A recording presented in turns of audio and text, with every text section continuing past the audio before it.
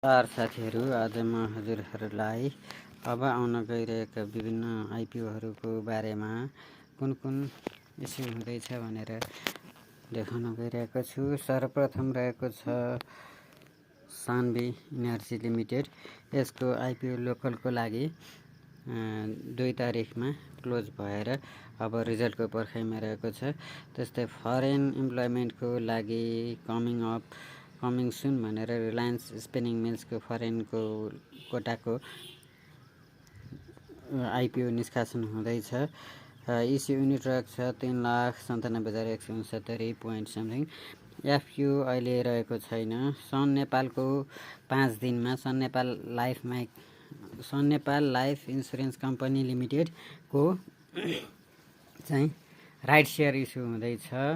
कति किता right share issue हुँदैछ अबको 5 दिनमा 13 तारिखको दिन ग्लोबल आइएमई क्यापिटलले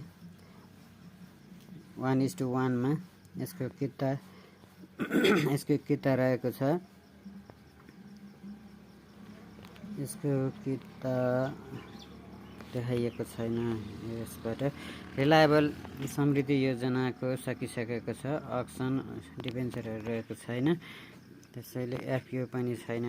विन नेपालको रहेको थियो, त्यो पनि सिद्धिसकेको छ एफयु। अब कमिङ अप एफयुहरू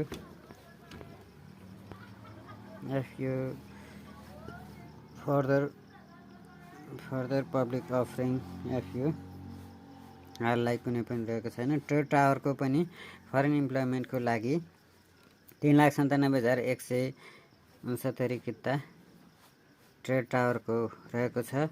1,15,596 चाहिँ रिलायन्स स्पिनिङ मिलको फरेन इम्प्लोइमेन्टको लागि इस्यु गरेको थियो र 8,80,000 सान्वी इनर्जीले इस्यु गरेको थियो। रिलायन्स स्पिनिङ मिल्सको चाहिँ 11,55,000 जेनरल पब्लिकको लागि 820 रुपियाँ 80 पैसा बुक बिल्डिङ मेथडबाट आउन लागिरहेको छ। यसको प्रतीक्षा गर्नुहोला। भिडियो कस्तो भयो कमेन्ट गरिदिनु होला। हस्त धन्यवाद।